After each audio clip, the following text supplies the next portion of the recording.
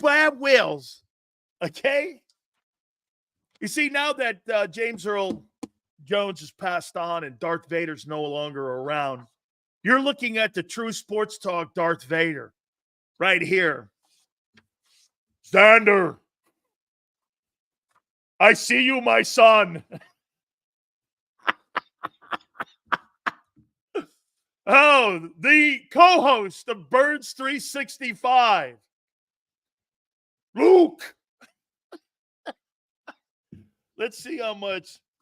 Let's see how. Hang on. Let me clean my glasses off. I got to get the green off it. Hang on. Incoming. I'm going to be taking shrapnel. So here we go. Zander, Big Z. How you doing, brother? What's up, Big Sills? How you doing, brother? I'm doing good. You need to control Princess in here, man. Prince is a certified JAKIB legend. Prince, I love you, brother. Keep pushing. Yeah, right. Keep punching, Prince. Keep jabbing, Prince. Jab, jab, punch, baby. Remember something. They come to see Darth Vader every day. It's all good. The Dolphins almost killed Tua from those head injuries. I've never watched even a minute of a Star Wars film, so I have no idea what you're even talking about. I've never seen a minute of Star Wars. So not surprised by anything the league does. Yeah, what do you mean? Like, hey, disciple, him wobbling around like he had nothing wrong and they put his ass back out there? That's right, man. All right. So let me ask you something here. Let me start it here with Devin White. What do you make of this situation here in the Eagle locker room here? So Nick was asked the first question, believe it or not. They asked Devin too, by the way, during your show. Okay, what did he say? Interesting comments. I can pull some of them up actually. Let me see if I can. Yeah, I would love to hear his response, and I'll say what.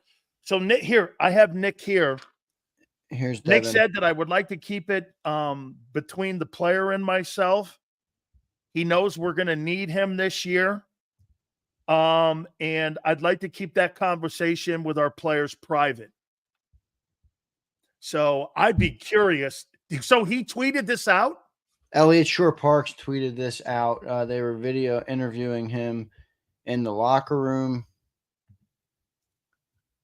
Can you hear it? No, I can't. 1 second. Yeah, you could truly say that. The way the snap count went, things I did on the field, preseason wise, but at the end of the day, it's not my call. I can just do what's asked of me and just stay ready, for what's asked of me. Whether I go out there the last 2 minutes of the game or the first play of the game, I just got to be ready and just be able to, get his team all I have. And that's what I came here to do is just, rewrite my story, for the career, for my career. However that play out, I don't control that. I just leave that in God's hand. And I stay ready, I don't cry, don't, mope around. I just come to work and, be a pro about everything. But he had one more comment too. Let me just click on Elliott and find it. He did have one more. So he was disappointed, right? Here it is. It was hard, but at the end of the day, it's football. Those guys make those decisions and you got to live with them, be prepared, when your number calls. Just go out there and handle your business. They said that you have a role on this team moving forward. Nick said they're going to need you. Did they describe you what that role was? You had to get it from him. What happened to your ankle? You'll have to get it from him, he says, Sills. A lot of information. Some been working through, with the training staff. They've been doing a good job of, trying to get me well, just to make sure I can do everything I need to do. Is the same foot as last year? It is the same. Last year was more the foot. This is like up high. Something that just happened in practice, like a bad step. Do you feel like you're going to be able to play this week? Say it again? Do you think you're going to be able to play this week? I don't know. That's really out of my control. But could I be ready? It's still just taking it day by day. How excited you were to get here, to come here and sign here? How disappointing is it that that you're not starting? I don't know. I just keep the main focus, just getting better and being able to help when I am called. I kind of don't look at it that much. Being here, going through all the phases, putting in all the work. I still see the green grass on the other side. I just gotta, stay true to myself, keep going. I've been going all my life, and to get myself here to the NFL, to this team, whatever, just be ready. How did they tell you that Jacoby had been in the position battle?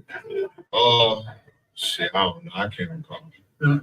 Somebody did they come to you? If there's a chance to start somewhere else versus just waiting here for your opportunity, is that something that you would welcome? I don't know. Right now, I'm locked in with this team. I came here to do a job. I know everything is well in front of me, so I just got to do what I got to do. I made a good bond with these guys, and we in here every day getting better, whether it's in the room, the classroom, on the field, individual drills, even in there playing ping pong or something together. And right now, that's all that matters to me. I'm extremely blessed and highly favored. I know what's for me is for me. And if I stay true to myself, to the game, it's going to go. Will you play special teams if needed? I don't know. I can't discuss that right now. I never played it. So those are his comments. It doesn't seem thrilled. This guy's a bullshit artist. Who is? Devin White. I don't think he's a bullshit. What's he supposed to say? He got benched. Nothing. Well, he didn't really say much. I didn't view what he said as a negative thing on him. The head coach made a comment that he didn't want to say anything publicly. And all I would have said was, hey, this is between the organization and me moving forward. Yeah, but he got benched. So? Why should he? Let me just he doesn't owe the media. But why should he? He doesn't owe you an explanation. He doesn't owe the Eagles, though, to not speak about it. Remember, he's putting his career first, too. Well, wait a minute here. Okay, what I heard there was, in my opinion, okay, obviously this guy had a cow with it. Obviously, this guy had an issue with how he was told. Obviously, this guy, all the things that Nick did, Nick actually handled himself better. Well, look, Nick is a politician, head coach. They got cameras in the guy's face. They're like, look, you were supposed to be an impact player here, and you're benched. He's obviously not happy about it. I think he thinks he was better than Nakobe Dean. He played, the thing I don't understand about it, and I'm fine with Nakobe Dean being the starter, but why give Devin White every first team rep for a month plus in the summer, and then when you're 5 days out from the game, you make a switcheroo on him and you go to Nakobe Dean? It doesn't make sense. If I'm the player, I'm pissed too.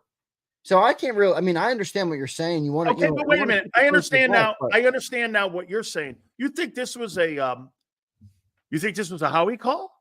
I don't think it was a Howie call. I'm not saying that. I just, I think if I was Devin White, you're saying, and how could you make a proper assessment when the other guy got the majority of the reps, Dean got the lesser of the reps, even in practice, and you saw what that guy was. You went with the guy with lesser reps and lesser productivity in the games that he did play in. It wasn't like he lit the team on fire when he was in the exhibition season. Then again, not that Devin White lit anything on fire during the exhibition season. None of them did. So neither of them. Look, you could say you went with the draft. You went with the homegrown kid, right? Yeah, right. You could say Nakobe Dean earned it, but at the end of the day, yeah, okay. I understand Devin's frustration. When it's all said and done, I do agree. PSV checks in, and this is a good comment. He says they gave him every chance to win the spot. Here's the problem, though. Early in camp, they weren't even rotating Nakobe. No. At the mic. They weren't even rotating him there on first team. So that's when John was saying on Birds 365, Nakobe's going to start. Nakobe's going to start. Nakobe's going to start. And I'm like, where? Is he going to play the will? This is weird. And John somehow knew. John is obviously, he gets some stuff off the record that he can't, always say, but he doesn't always have a good feeling on where the team is. And he said, Nakobe's going to be your starter. And people called him a Devin White hater. And, that's turned out to be true. So maybe Devin White did look terrible in camp, but you heard a lot from beat reporters all camp long about this guy stood out or this guy stunk or whatever it was. I didn't hear that Nakobe Dean or that Devin White was great, but I also didn't hear that he was terrible. No, this is weird. This whole situation's really weird. The guy who got the most reps, and by the way, Nakobe Dean didn't do anything to separate himself from him. So, he did nothing except for the fact he was a third-round draft choice by Howie. And if you know how the organizations, not just Philly, everywhere across the board, they're always going to favor hometown guys over free agents, no matter what and how Yeah, but much I also money. don't get the feeling, Sills, that Vic Fangio would just No, play I agreed. Nakobe. You know, Nope, that's where I think it's changed somewhat on the defensive it side of the has. ball. And you know, maybe Nakobe Dean did look better. You know, we saw a little bit of him in game one. Obviously, he played the whole game as the starting Mike, but he wasn't great. So, you know, we'll see what ends up happening. But I do think John's No, going to turn out to be right that Devin I think doesn't you're do right. much for I'll this tell you team. why. Because the last press conference that Vic did, he was asked a question by a beat reporter about Zach Bond, and he went like this: "Did you think this player could do it?" He goes, "You know, he was limited in New Orleans, but I saw some of the things that I thought he could do. Then when we got him here, I started thinking, I know he can do it." So there's no question. He went to Howie and said, "I want that player." Just the same thing with Jalix Hunt in that draft pick in the 3rd round. I think the first time, really, that was the first time I got a sense that Vic has a little bit more say in the personnel side of the ball on the defense, and they're going more with his say on personnel because, quite frankly, who are the 2 dudes he's dogging? Think about what he's doing, Zander. He's dogging the 30th pick and a guy you gave $51 million to in Bryce Huff. And you know what he's doing? He's situationally rotating him. Now, in years past, I think Bryce Huff starts no matter what. But Vic's going like what you said. Hey, you know, we're going to play the best guy. Yeah, Okay? no, I think you're right. Brian Pumper checks in with the super chat. No, I think you're right. I mean, look, it is a weird situation. That's all I'll say. With the way it was handled through camp, I do have a hard time believing that it was all politics in terms of Nakobe getting the slot because of the draft pick, just because of Vic Fangio and the way he's handled, like the way he's handled Bryce Huff, the way he's handled, you know, Quignon, and just some of the other stuff. I don't think it would be that way, but hey, maybe it is. No. I think you're right. I do. I don't have anything bad to say about Devin White. I really don't. I mean, I think he's gotten a little bit caught up in Tampa with the business of the NFL, like you've talked about, but he seems to me like a good dude, he tries to be at least a good teammate.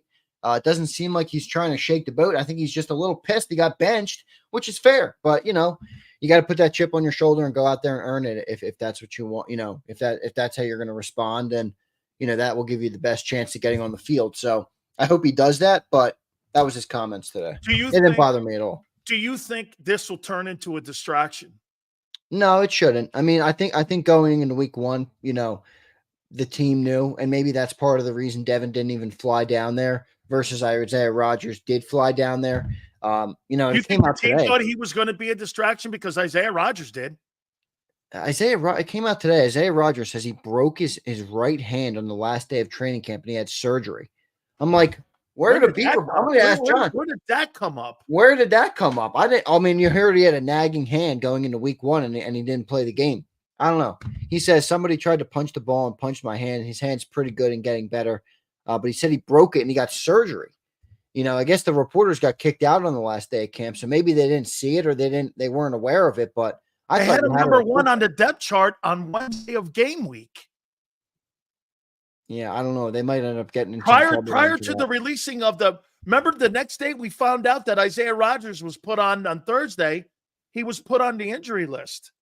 I'll tell you what, man. I don't believe a goddamn thing that comes out of that Eagle organization. You shouldn't, and nobody should.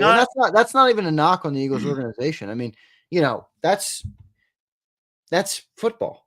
You know, it's in a way they play the politic game where they try and keep everything close. I mean, look at the Niners with that running back situation. Yeah, right. I mean, you know, and that running back, I kind of felt bad for him because you heard him in the post-game press conference. He's like, man, this is why I hate talking to the media.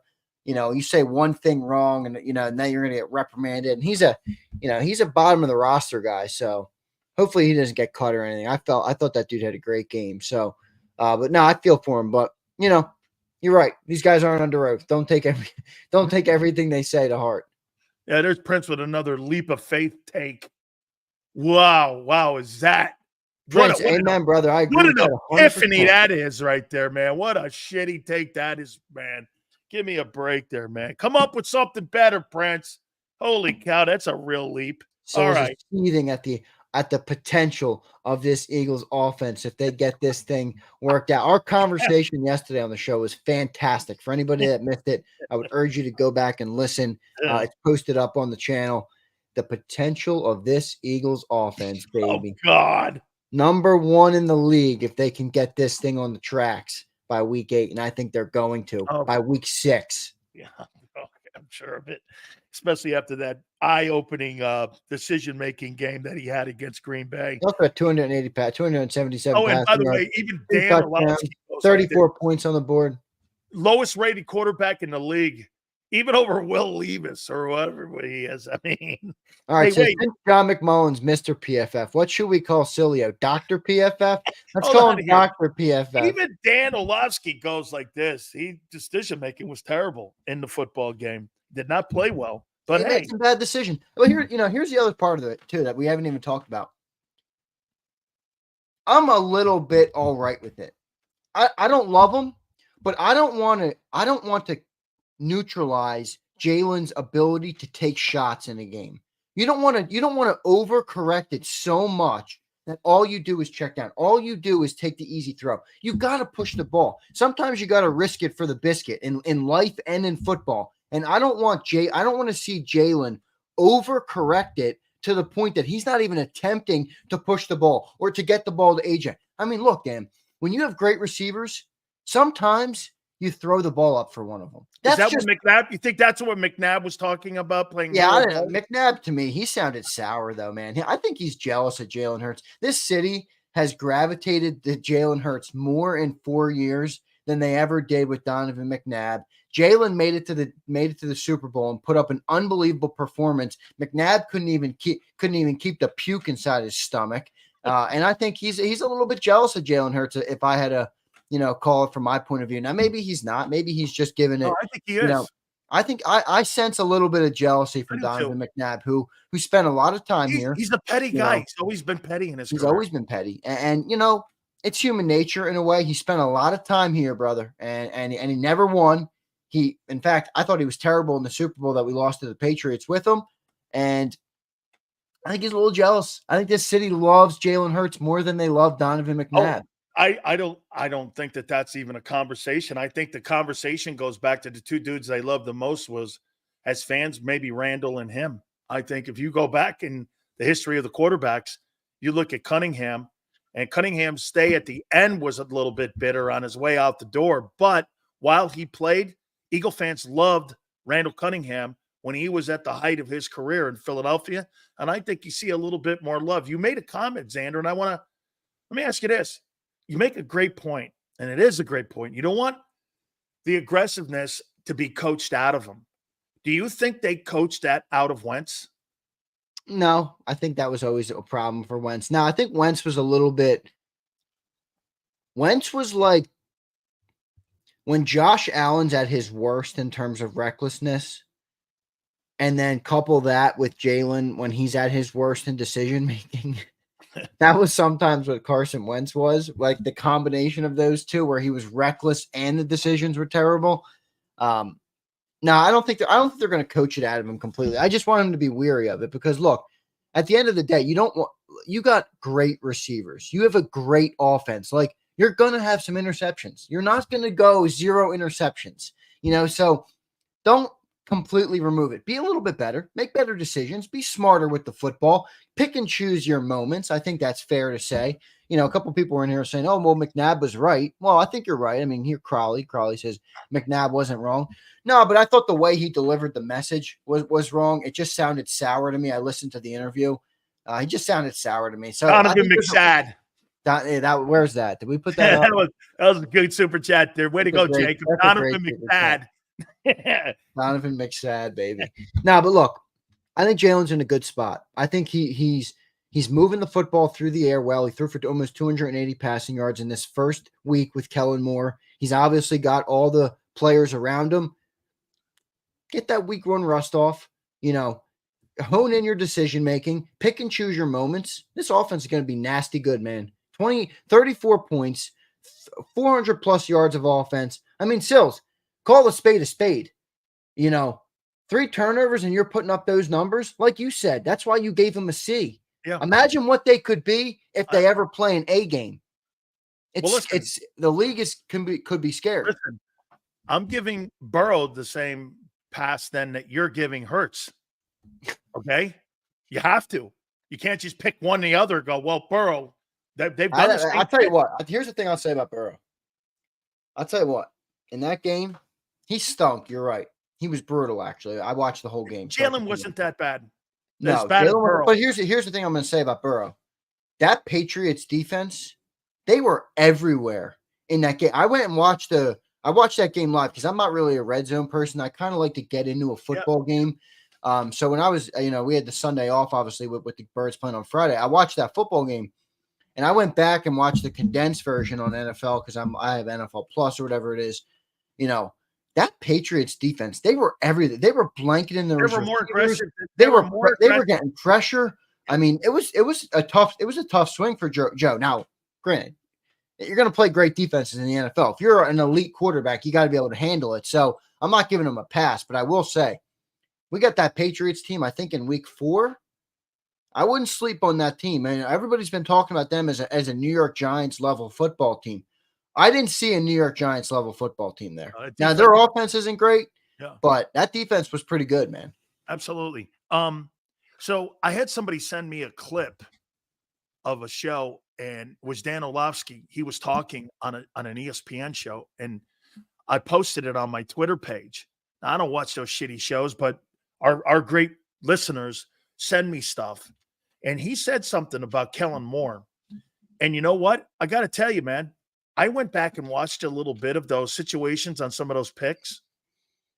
Kellen Moore has got to do a little bit better job when it comes to situational play calling and where you are on the field and where you are in the clock. He was a little bit aggressive. Yeah. And you can see it a little bit. Now, again, that's Jalen and him also working together in a game situation. Yeah, but you know that old adage. You just got through talking about, well, they didn't get a chance in game. You could see a lot of the things that popped up, Zander, that because, even though Nick and the Eagles believe that those organized team practices, they get a lot out of it, but you could see a lot of the sideline functionality of how you do business and communicating definitely played a factor. The snap count when it came between Juergens and Hurts, the fact that Kellen and him hadn't worked in game situations before, that also has to be ironed out. I thought he was really aggressive as well, and I thought Dan was right on with it. But to me, again, that's going to come with time also. Well, there's this old saying, and I'm pretty sure you've said it many times before, but they used to say it on our postgame show last year. Players take on the personality of their coordinator. So or their play caller, better to say. So you're right. If Kellen's being ultra aggressive, in a way early in games, or on their own from their own 5-yard line, or late in that third quarter, you're right. Jalen is going to think, okay, let's be aggressive here. Let's push the ball. So you're right. I mean, there could be part of it. I do think it's a double-edged sword. Obviously, it's not just Kellen, it's not just Jalen, but they're going to learn from it. I don't view it as you can't look.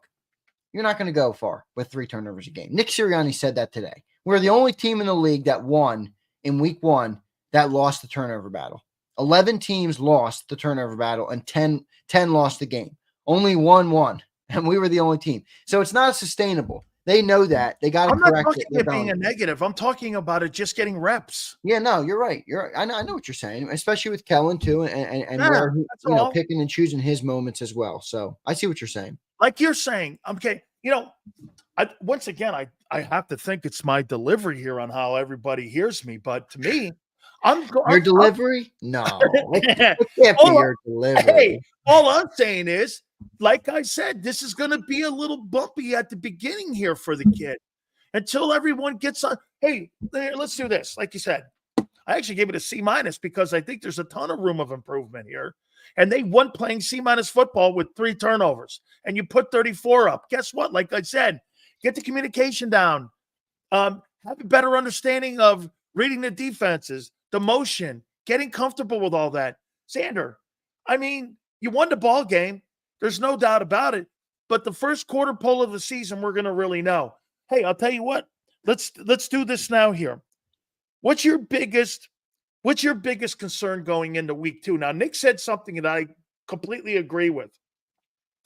The jump from week 1 to week 2 is usually dramatic.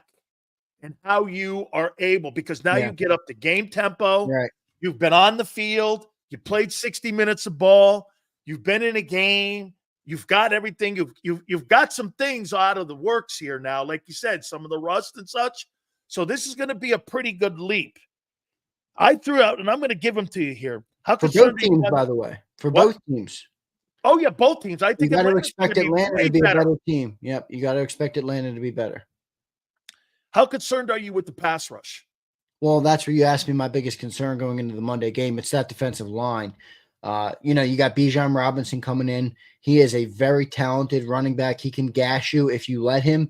And based on the way Josh Jacobs ran in the second half, I think they put some film on up there, that Atlanta, that Bijan's watching right now and kind of oozing at the mouth. He's like, look, I can run on this team, so feed me the rock. And then, that's the thing with Kirk Cousins, right? If you get that running game working, he's great in play action. So then you're going to open up the play action. Now you're going to put more pressure on your secondary. So I believe that defensive front is going to have a better game. They're going to have to get pressure. And most importantly, they're going to have to stop the run and at least mitigate it to some extent, because Bijan's a guy who can take over a game. He's that talented of a He's player. like a Barkley clone. Yes, and he's younger and he's got less tread on the tires. So don't take him for granted. You can't sleep on him. And I don't think they're going to, but that would be my biggest concern coming into the game is you saw nothing from our defensive line in week one.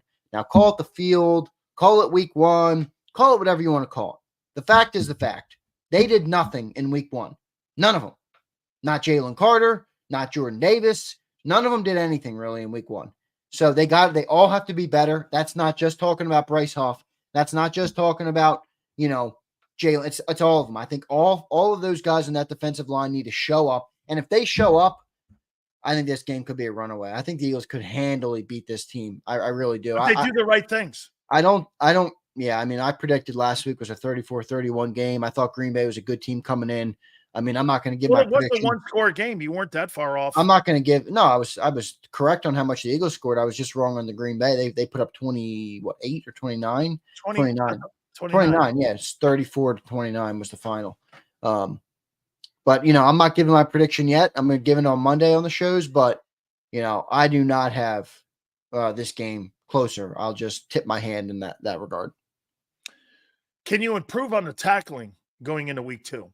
You can Or always is this going to be an ongoing situation? Because again, Zander, if you go around the league, there was a tackling issue all over the place. They don't practice this. And you know what? Quite frankly, really, Zander, the last 2 years, they haven't been a very good tackling team.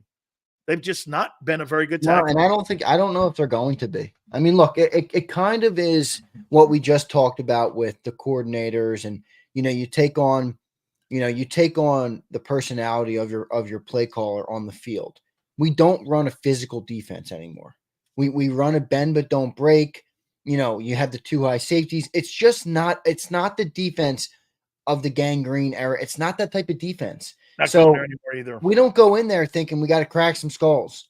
It's keep everything in front of you, all that stuff. So, I do think it's a problem, but I'm not going to harp on it too much because it's one thing to not crack people. It's another thing to make it a problem. 1 second. Let me just make sure that this is all good. I'm getting a call from. No, it's another thing to, you can't get beat. You can't let them get behind you. And if you start to see that, it's going to be a real problem. But, I think it'll be all right. How about this? Atlanta, like you said, you should have the game, right? And you should have it all under control here. Well, here's the one thing I'll say to you here. Are you concerned about Kyle Pitts? Are you concerned about Bijan Robinson in this game with linebackers that struggle to cover tight ends and backs coming out of the backfield? Are you concerned with that? Kyle Pitts, man, I can't say I'm overly concerned with. He's going into his fourth year here. He had 3 receptions last week. He started out great. His rookie year, he had over 1,000 yards. Last year he had 660 yards. He's 50 catches. Now remember, Desmond Ridder was their quarterback. No, I know you're right. But Gotta have context. I don't fear him. I don't. It's the same thing with Drake London. I think a lot of it comes from college. Where these guys were great in college. And there was a big hype train on them all. And I think you got a game plan for him a little bit. You can't just let him run free, but I don't think he strikes fear in me at all. I'm put it this way. I'm more focused on taking Bijan Robinson out of the game than I am about taking And Kyle Pitts pressure out of the on game. Cousins. Well, yeah, pressure will come. I mean, that offensive line in Atlanta is okay. That interior is ripe to beat. So I'm viewing Jalen Carter and Jordan Davis. They should be able to open that up a lot, take on 2 blockers and kind of open that thing up a little bit. Atlanta's got a better old line. Atlanta's got a better old line in Green Bay. Did you see by any chance, Sills, Prince, you actually sent me this on Twitter, Baldy's breakdown of Jordan Davis? I'd be interested to show you it. If you want me to pull it up, I will. Please. Absolutely. Well, because you are a defensive tackle, obviously, in the NFL. So I view the way you see it in high regard. So I'd like to see what you say. It doesn't look like he got much pressure at all to me. He didn't. But Prince sent this to me. Some people were like, "Look, that's being a good nose tackle." So let me see if I can find this real quick because he does a lot of breakdowns. And when you watched him, here's the one thing too. The majority of the game, he was not getting the double. Jalen Carter was getting the double. He was single block, dude. Okay. I mean, when somebody says that, that's his job. Well, shit. You're the 13th pick in the draft and you're being single blocked and the other guy is getting the majority of the doubles. You've got to be a factor in there. You just can't be a log in the middle of your defensive line and not get any pressure on the quarterback. And that's what Green Bay did. You know what they said? That guy's not going to create pressure for us. The other guy is. So they doubled Carter. That was a game plan. The offensive line coach did that for a reason. Who do you fear more in that D line? Carter or Davis? Well, I fear Carter more, and I'm going to wear out running. What did they do too, Zander? They ran them stretch plays early, and what happened? Second half of the game, the guy was out of gas. Yeah, right. So here's Prince who shared this with me. This is is this Jalen Carter's performance? Okay, it was Jalen Carter's. I'll still show you because it's defensive line play, but. You see what he just did there? Watch this. Go back to the beginning. I want to show you something. Go back to the beginning. Watch the false step. See him go to the left? Yep. Okay, that's a false step. The guy was taking him to the ball. Stay with your key. Pain rush right here. All right. He's on the ground. He's getting up. Tackle's not really getting. It just didn't look like he got much pressure to me. That pass rush is way too wide. You've got to get more on the outside shoulder to him. He's taking false steps. You can see it. There's another one. Look at you do see the sheer power right there, though, where he just but if he does proper technique, but Zander, that's a win for the Packers. You know why? There was no factor on that play. Throw him down. That's a win. You can't. That was a good play there. Did you see that play? Let me see it. Run it back. Watch this play here. Now see what he did? Watch the hand. Oh, no, that wasn't the play. But look what he did. Look what he does here. He stays on the outside shoulder, and he stays without false technique, pumps the left arm in, rips underneath. That's how you create pressure right there. That's great. But his false steps are killing him. Those are all poor technique, those other plays. Yeah, but isn't that on your guy, Kellen Hurts? That's great. That's great right there. And he gets back into the pursuit angle. Look, and makes the play. See what he did? Oh, he didn't make the play, but he got Watch there. the passer correctly, gets on the outside shoulder. Now watch it here. I want to show you once again. That's a false step. You see that left thing here? Dude, they were taking you to the play. Follow your fucking keys. They goaded him into Look at him slipping on the field, though. Holy moly. Okay. One thing, though, he just needs to calm down a little bit. Okay, because he's very aggressive. But there were a bunch of false steps that he had in there. That's a technique issue. You know what that is, Zander? That's a young football player. Yeah, but isn't that a little bit on Clinton Hurt, too, to coach him up on that in that regard? You know what? It is. But, and again, week one, you're going to take that game film and go like this to him. Hey, you see those false steps? Read your keys. Look, I'll tell people this all the time. If you watch the ball, and that's what he did in those plays, that Baldy was showing. The ball will always take you away from the play. Your keys will take you to the play. Don't watch the ball, dude. They're trying to misdirect you. That's what they were doing. When the guy blocks down like that, go down with him. Don't get out wide because they goaded him into doing that. And that's why those pass rush lanes were a little bit wider. So yeah, I do. How much do you put on the field stuff? Because it's tough, right? Like you need footing to have confidence in what you want to do out there, especially when you're playing on the line. That was tough. I don't want to make a fucking excuse, but there's no question. If you don't have the proper shoes and you don't have the proper cleats on, I can't tell you how many times I played in a ball game once, Zander. I had the poor footing. I felt like I was on ice skates the entire time when I was out there. And you know what you don't get a chance to cut. You don't get a chance to make quick moves. It's mostly all power moves. If you looked at many of those moves, you know what the defensive tackles for the Eagles were doing? Same with the Packers. They were all bull rushing because you know why? They didn't trust the footing on that field. So you're not going to use some of your premium moves. You're just going to use power moves, turning the guy's hand. You're going to use the slap, but you're going to pretty much stay in front of them. And that plays into the favor of the offensive line. I do think the footing had a lot to do with it. I do. Yeah. So look, they better show up in Atlanta, or it's in Philly, but versus Atlanta, because I don't want to hear excuses about the field when that comes. And that's a game where your defensive line needs to take over on the defensive side of the ball. If that D line steps up at the link on Monday night, it's going to be a blowout. It's going to be a blowout. Kirk Cousins will never be able to get going. If you mitigate Bijan Robinson and get pressure on Kirk Cousins, they're going to have 10, 14 points in the game. The Eagles offense is going to put up 30 plus.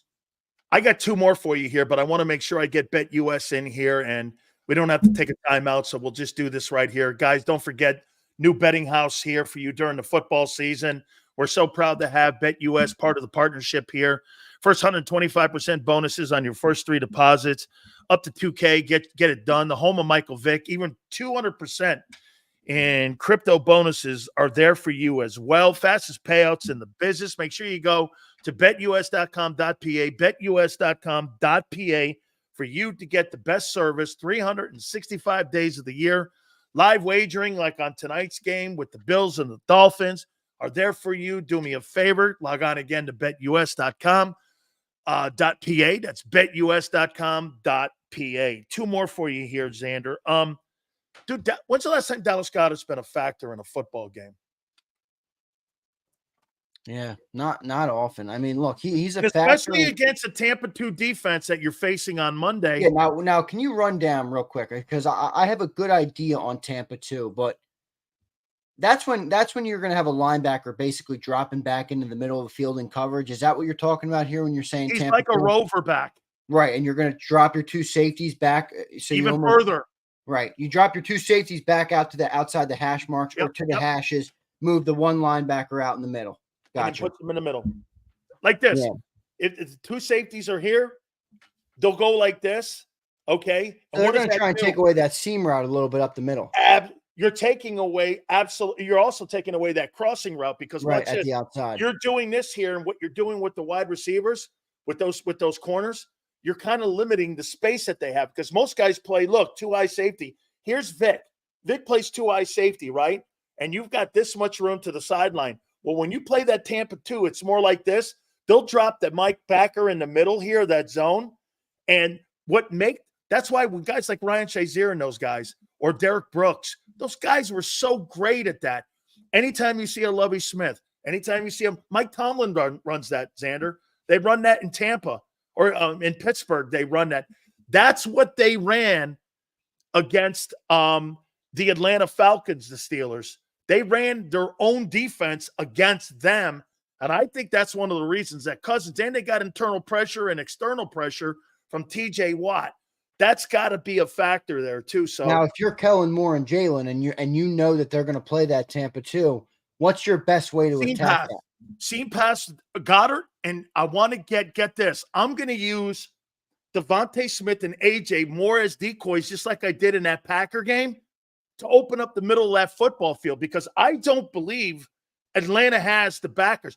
We're not talking about Derek Brooks on that Atlanta team, and I just think they're going to have a field day in there if Jalen can do something that he hasn't done and something that they haven't done in 2 years. Zander, they struggle at making plays in the middle of the field. Okay? They've got to make plays and not critical turnovers in the middle of the field. That'll be essential. Pressure and defending the middle of the field, that's how you're going to make that a blowout. I'll tell you what, you don't get pressure on Cousins and you allow Kyle Pitts with a better quarterback, we'll see. I did not think – I agree with you. Pitts had a down year. That whole Atlanta offense had a down year last year except for Bijan. You get Bijan in open space, he's like Barkley, dude. And I don't really think you have the backers that can cover that. No, I think you're right. I just don't. That game is interesting to me on Monday night. Do I think the Eagles win that game? I do. You have the better personnel. Do you have the better coaching? We'll see.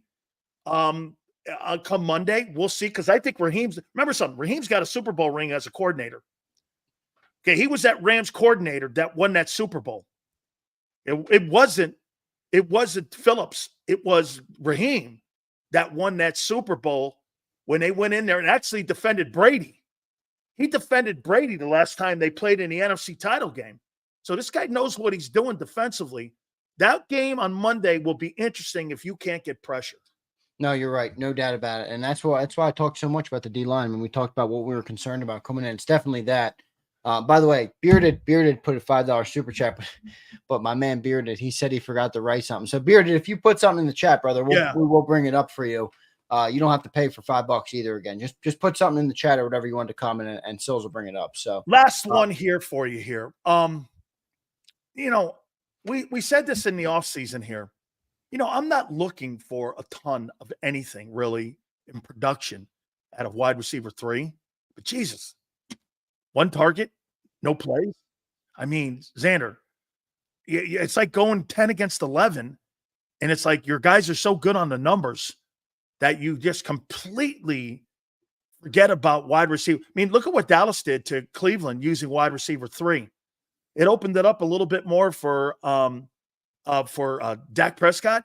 And dude, he threw to 8 guys, Jalen, but he targeted wide receiver 3 once. That's predictable. Yeah, almost got picked off. Hey, that's predictability. Yeah, but look, I mean, here's the problem. I know this. You're not going to the slot. I know, but are you going to say that you want to pull the game plan out of Devontae and AJ? No, I don't. I want to have more of an offense where it makes me think about at least the 11th position on the offense. I mean, look, when you don't have primary targets, and some of these quarterbacks that don't have primary targets, that's a tough defense. When I know I got to cover, I think you got to get Dotson involved because he's to a point. I'm not talking 10 catches, 5 catches. No, because you're right. Because make me aware of that position. Exactly. Because if the defense doesn't even have to think about him because you don't throw him the football ever, you're never going to think he can beat you, and it does make it an 11 on 10. I don't have to defend it. Right, but I don't think anybody's going to let him go streaking, up the field with nobody on him. So now, do you think Saquon covers that up, that 3 wide receiver hole? With a little bit. Ability to catch the ball. Now he only had 2 catches. That's the option they're looking at to cover that spot, and that's why they're using Wilson in that role to block downfield. I think you're right. I mean, I think Saquon's a part of it, but Saquon's going to be the running guy. I mean, he only had 2 catches in week 1, and everybody was all jacked up. So I don't think he's going to have a huge role in the passing game all year long. Like I said, 300 to 400 yards, somewhere in that range, maybe a little bit more if he has a big game. But overall, I don't see him being huge in the passing game because they already have. I mean, we're talking about Dallas Goedert. Dallas Goedert's a good player. We can't even get him involved in the freaking offense. I know. You're not going to get so deep, on this offense to where you're passing it all over the field. There's just too many guys out there. So I see what you're saying, but I don't think it's as big of a problem as you're making it out to be. Okay. Lastly, I want to throw this one. So do you think he has a high workload come Monday night? Barkley? Who's he? Barkley. I think they got to get it lower a little bit, man. I don't think they want to. I don't think you want to. I don't think you want to have 26 touches a game for him. I really don't. Now, I hope we give away a jersey every single week. So I hope people don't think that's why I'm saying that. I want to give away a jersey, but I do think, 26 times a game, that's a heavy load, Sills. I don't know if he's going to be able to. I don't know if he's going to be able to make it a full year with that. So I think it will be a little bit lesser this week. I really do. I mean, he's more Kenny Gainwell. There you go, baby. Any game was not bad. Hey, Prince, try to pick up your game. That was Here, hit our man Bearded who left us $5, but forgot. Still sorry, this off topic. I noticed Hurts did better against the blitz. He did 6 of 7 with the hots, but why do the Eagles shift the line to opposite of the blitz, leaving the free blitzer to Hurts' blind side? It's a good question. That's a good question. You're changing strength on him.